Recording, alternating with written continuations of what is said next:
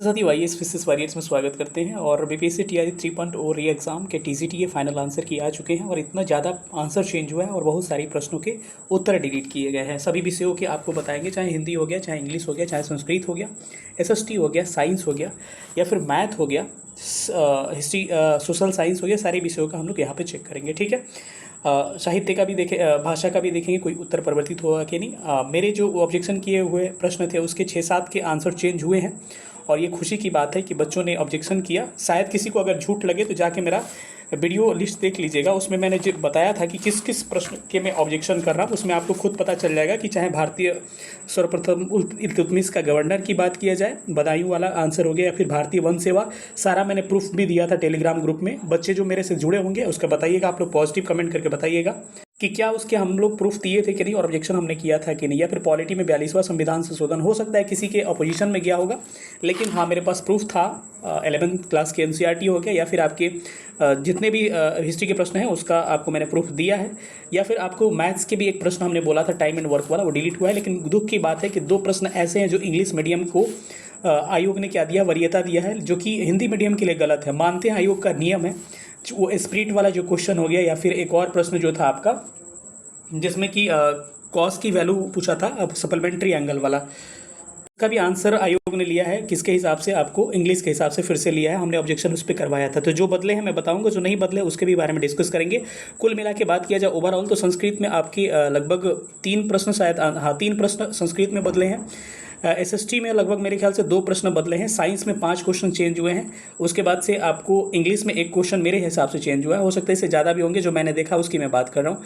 इसके अलावा मैथ्स में 3 क्वेश्चन डिलीट हुए हैं, बाकी कोई प्रश्न चेंज नहीं हुआ है। तो सारे विषयों का हम लोग बारी बारी से देखते हैं कि कौन कौन सा उत्तर चेंज हुआ है। टेलीग्राम ग्रुप का लिंक दे देंगे आपको, नीचे टेलीग्राम ग्रुप भी ज्वाइन कर सकते हैं। और जो लोग पता होगा जिनको कि मैंने ऑब्जेक्शन किया था, आप लोग कमेंट करके बताइएगा कि हमने इस पर ऑब्जेक्शन किया था कि नहीं और आपके मार्क्स बढ़े कि नहीं। इसके बाद कट ऑफ का वीडियो मैं कुछ देर के बाद से आज ही रात में अपलोड करने की कोशिश करूंगा। सब लोग मार्क्स भी अपना कमेंट करके बताइएगा। चलिए हम सेशन स्टार्ट करते हैं। पहला क्वेश्चन हिस्ट्री का दिख रहा होगा, जिसका आयोग सर्वप्रथम एच हिस्ट्री 24 सर्वप्रथम इल्तुतमिश को कहाँ का गवर्नर बनाया गया था। इसका आयोग पहले उत्तर जो लिया था इसका लिया था ग्वालियर का, लेकिन उसके बाद से मैंने ऑब्जेक्शन इस क्वेश्चन का किया था बदायूं पे। और अभी जो इसका आयोग ने आंसर लिया है, क्या लिया है? बदायूं इसका करेक्ट आंसर ले लिया है। तो क्या हो जाएगा? इसका करेक्ट आंसर इस बदायूं ऑप्शन बी लिया गया है। अगला क्वेश्चन देखते हैं। अगला क्वेश्चन है कि भारतीय वन सेवा वाला, इसको भी मैंने ऑब्जेक्शन किया था और इसका मैंने प्रूफ भी दिया था। तो भारतीय वन सेवा, कई लोग बोले थे कि यार क्या पढ़ाते हैं आप, ये वो बहुत सारी बातें हुई थी। उपयुक्त में से कोई नहीं आयोग लिया था। इसका करेक्ट आंसर अब आयोग ने लिया 1864 और इसका प्रूफ भी हमने दिया था। आपको याद होगा सारी चीज़ें, टेलीग्राम में अगर होंगे तो, या फिर चैनल से जुड़े होंगे तो वीडियो जाके मेरा देख लीजिएगा। अगर आप पीजीटी के भी हैं तो आगे के लिए आपको फायदा होगा। कौन सा संविधान संशोधन, पॉलिटी में आपको क्वेश्चन नंबर 34 है, कौन सा संविधान संशोधन राष्ट्रपति को मंत्रिपरिषद के सलाह के अनुसार कार्य करने के लिए बाध्यता है। तो 42वां संविधान संशोधन हमने कहा था, इसका प्रूफ दिया था। आयोग ने 44वां लिया था। और 11th क्लास के एनसीईआरटी का आपको मैंने टेलीग्राम में प्रूफ दिया था, उसमें 42वां संविधान संशोधन मैंने दिखाया था। करेक्ट लिखा है, क्लियर। तो क्या हो जाएगा? 42 अमेंडमेंट इज करेक्ट आंसर, यानी कि आयोग अब इसका फाइनल आंसर की बी ले लिया है, पहले सी लिया था। अगले क्वेश्चन पर आते हैं। अगला क्वेश्चन है आपका पॉलिटी का, एक और क्वेश्चन है। पॉलिटी में 2 प्रश्न चेंज हुए हैं। आपको मेरे हिसाब से भारत में निम्न में से कौन सा कथन प्राण एवं दैहिक स्वतंत्रता के बारे में अधिकार देता है। तो पहले आयोग इसका करेक्ट आंसर क्या लिया था?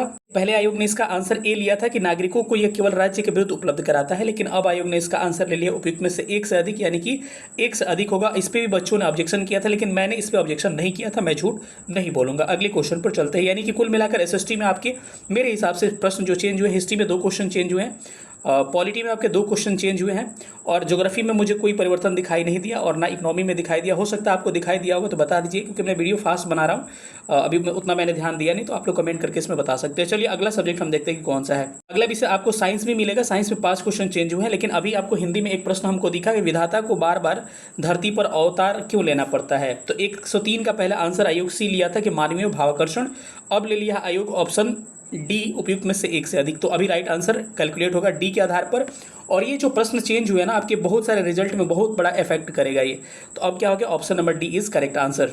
अगले क्वेश्चन पर चलते हैं। आगे आपको साइंस में कि मेटामेरिकली खंड शरीर निम्नलिखित में से फाइलम में मौजूद होता है।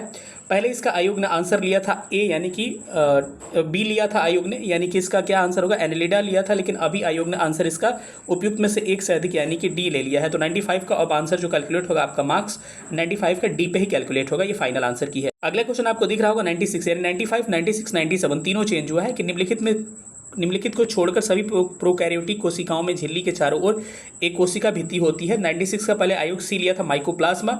अब इसका आयु आंसर लिया है उपयुक्त में से एक से अधिक, यानी कि निम्नलिखित को छोड़कर सभी प्रोकैरियोटिक कोशिकाओं में प्लाज्मा झिल्ली चारों ओर होती है, तो एक से अधिक इसका करेक्ट आंसर डी ले लिया गया है। अगला प्रश्न देखते हैं कि अगला प्रश्न है 97 भी चेंज हुआ है। सक्रिय रूप से शामिल कोशिकाओं में रफ एंडोप्लाज्मिक रेटिकुलम यानी कि RER कहते हैं इसको, सरफेस होता एक होता है आपका स्मूथ वाला और एक होता है रफ वाला।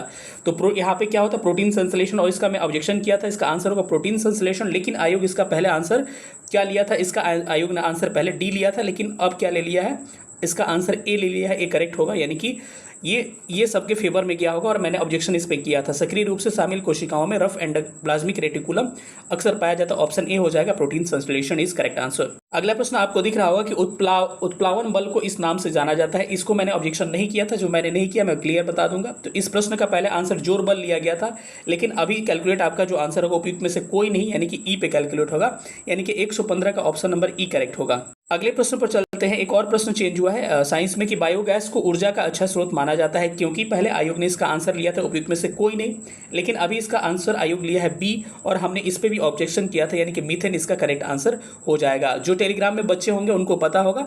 तो चलिए अब चलते हैं अगले सब्जेक्ट पे, यानी कि साइंस में कुल मिलाकर 5 क्वेश्चन चेंज हुए हैं। 5 क्वेश्चन में आपके एक 95, 96, 97 तीन लगातार, और 115 और 149 आप अपना मिला सकते हैं आंसर की इसके हिसाब से। अगले क्वेश्चन पर आते हैं कि ये मैथ वाला जो क्वेश्चन है, इसका आयोग ने प्रश्न को डिलीट कर दिया, और इस पे मैंने ऑब्जेक्शन किया था, इसी के कारण ये डिलीट हुआ है, डिलीटेड, क्योंकि ये प्रश्न ही क्या है गलत है। आप मेरा वीडियो जाकर देख सकते हैं, चैनल पर पड़ा हुआ है। इसके अलावा मैंने सप्लीमेंट्री एंगल का भी किया था, और जो स्पिरिट और वाटर का रेशियो है उसको भी किया था, लेकिन उसको आयोग ने कंसिडर नहीं किया है, क्योंकि इंग्लिश के हिसाब से लिया है। चूंकि इंग्लिश के हिसाब से ही लिया जाता है, लेकिन फिर भी हिंदी मीडियम के बच्चों के साथ क्या हुई है, नाइंसाफी हुई है। अगला क्वेश्चन देखते हैं कि इसको भी आयोग ने डिलीट कर दिया। 103 का भी प्रश्न क्या कर दिया है, कह रहा है कि डाटा अनसफिशिएंट, मतलब कि डाटा मौजूद नहीं है, इसको भी डिलीट कर दिया गया है।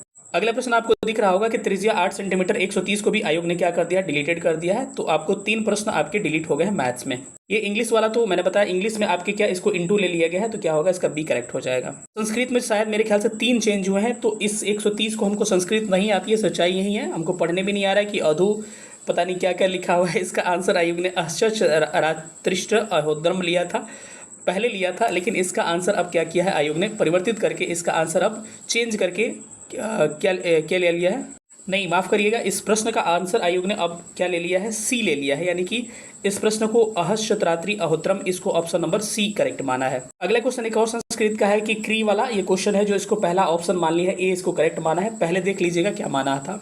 और एक आखिरी क्वेश्चन है आपका कि इस प्रश्न को 146 नंबर को भी आयोग ने आंसर इसका मेरे ख्याल से ई मान लिया है, उपयुक्त में से कोई नहीं। तो इस हिसाब से आपके सारे जो प्रश्न हैं आपके यहाँ पे मौजूद है, इसको आप क्या कर सकते हैं, मैच कर सकते हैं एक बार, यानी सारे सब्जेक्ट का मैंने बता दिया, आप एक बार मैच कर। संस्कृत में 3 चेंज हुए हैं, हिंदी में 1 चेंज हुआ है, हिस्ट्री में 2 चेंज हुआ है, पॉलिटी में 2 चेंज हुआ है, साइंस में 5 चेंज हुआ और मैथ में 3 डिलीटेड हुए हैं। इसको आप चेक कर सकते हैं। कैसा सेशन लगा सब लोग बताइएगा, और अपना मार्क्स भी कमेंट करके बताइएगा फाइनल आंसर की। इसके हिसाब से मिलेंगे अगले कट ऑफ वाले वीडियो पर, तब तक अपना ख्याल रखिएगा। थैंक यू सेशन देखने, और मार्क्स बताइएगा तो कैटेगरी के साथ बताइएगा, और कैटेगरी के साथ अपना मार्क्स आपको बताना है, और मेल फीमेल के साथ। थैंक यू सेशन देखने के बहुत बहुत धन्यवाद। Thank you so much. जय हिंद।